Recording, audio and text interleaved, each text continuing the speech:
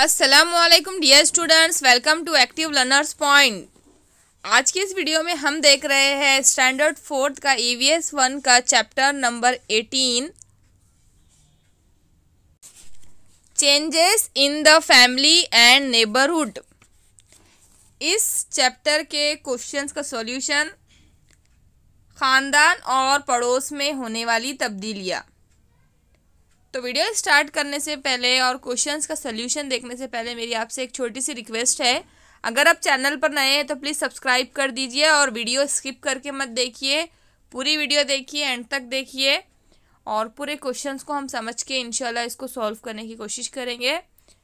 बहुत अच्छा लेसन था ये, ख़ानदान और पड़ोस में होने वाली तब्दीलियाँ। ख़ानदान में अफराद की तादाद एक जैसी नहीं रहती और किस तरह से जो है ख़ानदान के फैमिली मेम्बर्स बढ़ते हैं, कम होते हैं, उससे कैसे हम लोग दूसरे घर में शिफ्ट होते हैं, ये सब हमने इस लेसन में आपने पढ़ा होगा, मैं ऐसा उम्मीद करती हूँ। First question is A, fill in the blanks. Fill in the blanks. First है, moving from one place to another in order to live there is called dash. मतलब एक मुकाम से दूसरे मुकाम पर जाकर रहने को क्या कहते हैं? इसको कहते हैं माइग्रेशन। क्या कहते हैं? माइग्रेशन। सेकेंड है, as we migrate we can see the dash in our country. जैसे ही हम माइग्रेट करते हैं या नस्ल मकानी की वजह से एक अपने मुल्क में पाए जाने वाले को क्या कहते हैं हम? डाइवर्सिटी। नस्ल मकानी की वजह से हम अपने मुल्क में पाए जाने वाले को कैसे देखते हैं? डाइवर्सिटी से। Next question is question number B, answer in one sentence. First question is why did it become impossible to feed everyone in the family by farming alone.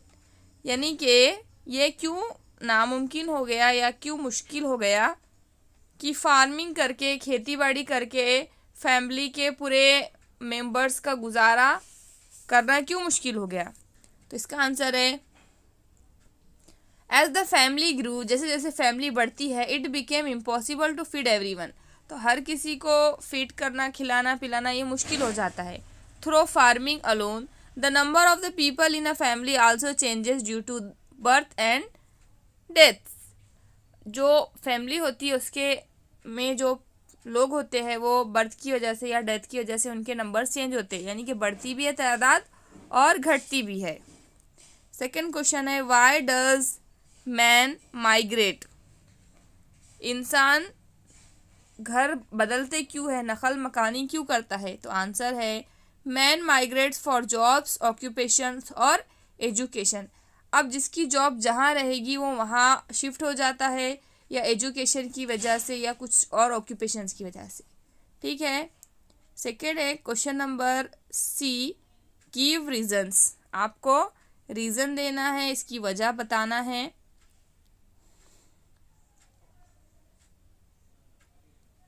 First question is big families were scattered.